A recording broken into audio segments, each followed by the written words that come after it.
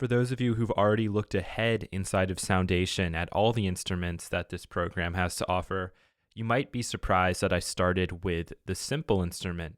The reason I started with the simple instrument is because if you can understand all of the controls and parameters inside of this instrument, you should have no problems with the other three instruments that I'd say are related, especially in terms of interface, how they look, and also with the controls on them. And we're going to uncover those three instruments for you here, but in my opinion, you'll probably be able to go through these on your own. Maybe I'll just talk about a couple of applications for these instruments as well.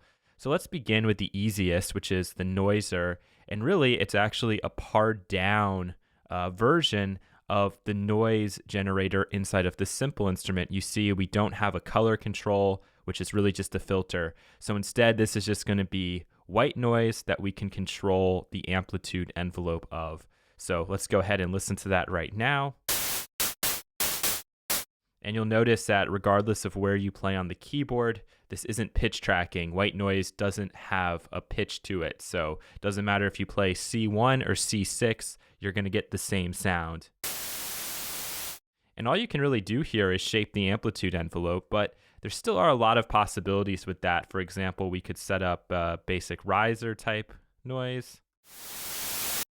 We could do the inverse of that. We can maybe make a bit of a hi-hat.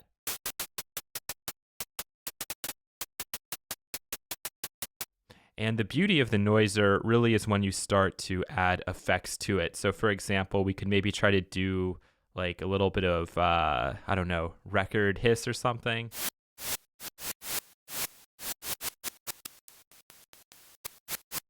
I'd actually probably put the sustain all the way up and just turn the volume really low. And then I'd go in here and do something like, I don't know, throw on the degrader.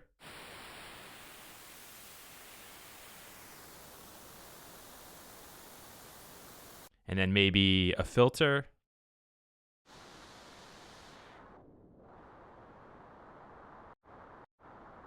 And then we could probably try to emulate a lot of different like white noise sounds that you hear in the everyday. Okay, so that is the noiser. Pretty simple, straightforward. It is powerful once you start to add a lot of effects to it. Okay, let's go ahead now and take a look at the super saw.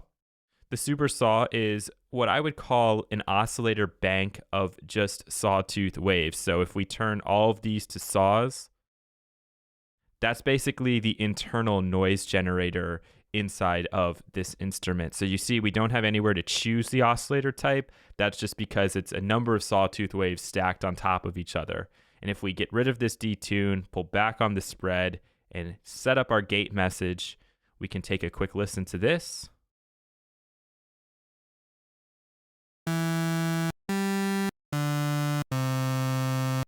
So it sounds a little bit different than just having sawtooth stacked on top of each other. That's because these are all slightly different phases. You don't have to worry what that means for right now, but you'll notice as we start to increase that detune, it sounds exactly the same to when we were messing around with the detune on the simple instrument. And remember, too much and we're way out of tune, but a small amount.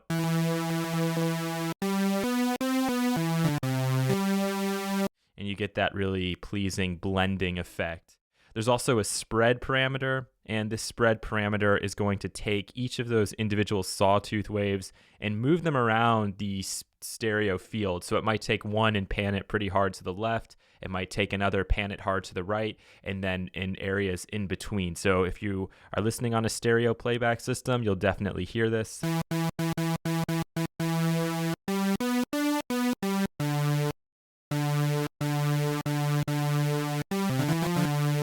So just to add some width, and if you're looking for that super saw sound, this is the easiest way to get it.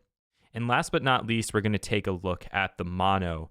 Mono, as you all know, means one, and it can mean a couple of different things in the audio domain. The first thing it could mean is just like one channel, one centered channel. So for example, if you're listening to music on your phone and that phone just has one speaker, you're listening to it in mono. So even if the track was recorded in stereo, as in it was on two channels, a left and a right, it has to be squished down and to play back on one channel to go through that one speaker. When you're talking to somebody on the phone, it makes a lot of sense that the speaker is in mono because you're holding this up to one ear. You don't have two phones, one to your right, one to your left, and the person's not talking into a multi-directional microphone.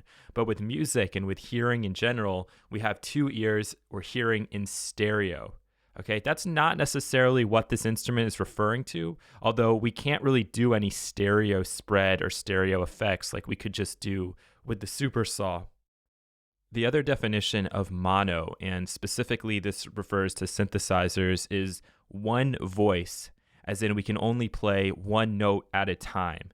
And if we just use the default setting here, I'm just going to flip things around a little bit.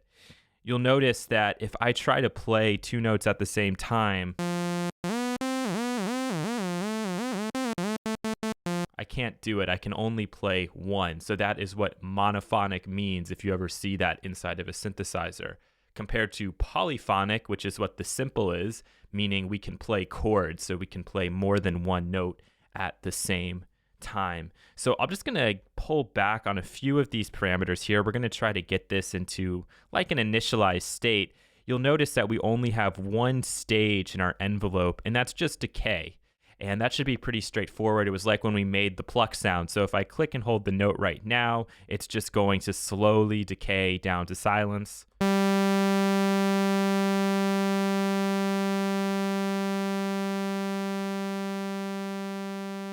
And the other interesting thing is that the envelope inside of the mono is much longer than any of the other envelopes we have access to inside of Soundation. But I can pull back on this, and we can get that similar kind of plucking sound.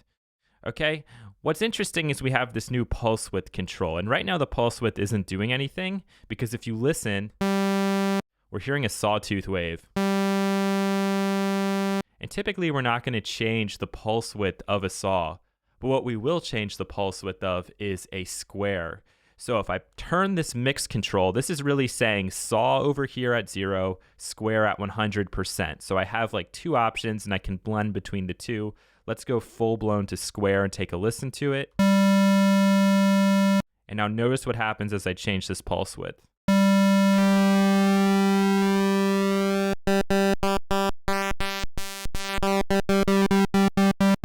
And the effect this is having and what it visually looks like is, if you remember what we looked at before here, you could see that the square, we have the exact same amount of time above and below. We're in perfect symmetry here.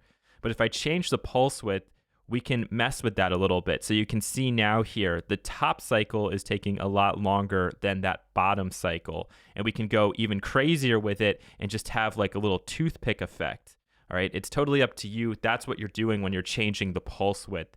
And so if we're way, way down here, it's like that last example you just saw. We can even compare the two. It's kind of quiet. Something in the middle, and then the perfect square. Okay, and that's exactly what we're able to do with this pulse width. The only other new feature on this instrument is the glide control. And the glide is specifically related to this being a monophonic instrument. So instead of being able to play chords, what we can do is we can actually pitch slide between two different notes as long as we overlap those notes. So right now, if I'm playing and I have glide up 100%, it's not having any effect. But if I play legato, which means one note overlaps the other, you'll be able to hear a pitch slide up or down.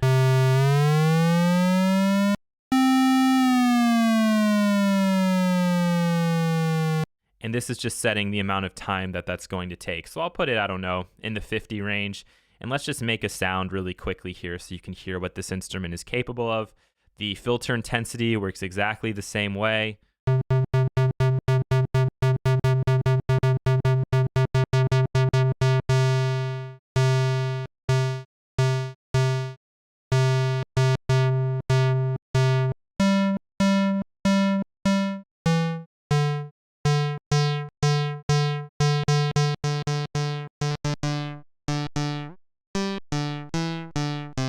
could take this down a couple octaves.